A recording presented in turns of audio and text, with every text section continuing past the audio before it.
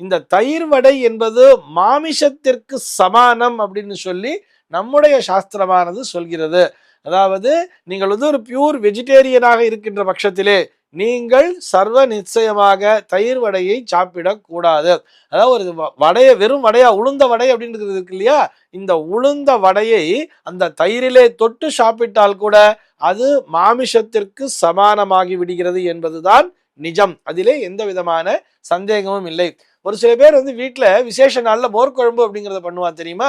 விரத நாள்ல மோர்க்குழம்பு பண்றேன்னு சொல்லிட்டு மோர்க்குழம்புல போடுறதுக்கு தான் இல்ல, காய்கறி இல்ல அப்படிங்கிறதுக்காக என்ன பண்ணுவான்னு பார்த்தோம்னா, இந்த வடையை போடும்போதே சின்ன சின்ன துணுக்கா உருட்டி இருப்பா.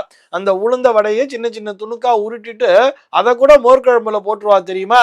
அப்படி அந்த விரத நாட்களிலே மோர்க்குழம்பிலே இந்த உளுந்த வடையாக செய்யப்பட்ட துணுக்கினையும் போடக்கூடாது. ஏன்னா அங்க மோர் அப்படிங்கிற விஷயத்த கலந்துருப்பா தெரியுமா?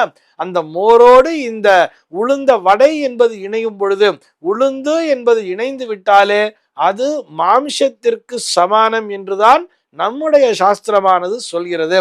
மாஷம் அப்படின்னு சொன்னா மாஷா பூபம் அப்படின்னு தான் சொல்லுவா தெரியுமா வடைய? மாஷம்னு சொன்னா உளுந்துன்னு அர்த்தம். அந்த உளுந்தோடு ததி என்கின்ற தயிர் சேரும் பொழுது அது மாமிசத்திற்கு சமானமாகி விடுகிறது என்பதுதான் நிஜம். அதிலே எந்த விதமான சந்தேகமும் இல்லை. இந்த மாதிரி இதை சாப்பிடலாம் இதை சாப்பிடக்கூடாதுன்னு சொல்லி இருக்கான்னு சொன்னா அது நம்முடைய உணவு பழக்க வழக்கத்தினை பொறுத்தது தானே. இந்த காய்கறிகள் சாத்வீகமான குணத்தினை தரும், இந்த காய்கறிகள் தாமச குணத்தினை தரும், இந்த காய்கறிகள் அந்த ஒரு ராஜச குணத்தினை தரும் அப்படிங்கிற மாதிரிலாம் சொல்லியிருக்கா இல்லையா? நமக்கு சாத்வீக குணம் வேண்டும் என்று சொன்னால் ஒரு சில காய்கறிகளை தவிர்க்க வேண்டியது தானே. இதை சாப்பிடலாம் சாப்பிடக்கூடாதுங்கிறது நம்முடைய பெரியோர்கள் நமக்கு தெளிவாகவே சொல்லி இருப்பார்கள் தானே. இதனை போஜன சாஸ்திரம் என்ற பெயரிலே சொல்லாமல் நம்ம தர்மசாஸ்திரம் இதையெல்லாம் வலியுறுத்துதுன்னு சொல்லலாம்.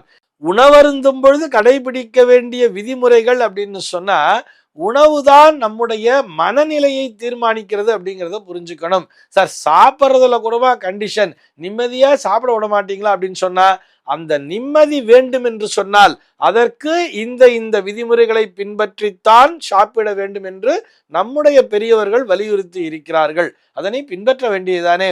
இன்னைக்கு பெரும்பாலும் நாம் அனைவரும் செய்கின்ற தவறு என்னன்னு சொல்லி பார்த்தோம்னா, டேபிள்ல உட்காந்து சாப்பிட்றோம், டைனிங் டேபிள் அப்படிங்கிற ஒரு விஷயத்துல உட்காந்து சாப்பிட்றோம். இந்த டைனிங் டேபிள்ல உட்காந்து சாப்பிடக்கூடிய விஷயத்தையே நம்முடைய சாஸ்திரமானது மறுக்கிறது. கீழே அமர்ந்து சம்மணமிட்டு உட்கார்ந்து கொண்டுதான் பூமியிலே அமர்ந்து கொண்டுதான் சாப்பிட வேண்டும். அதிலே எந்த விதமான சந்தேகமும் இல்லை.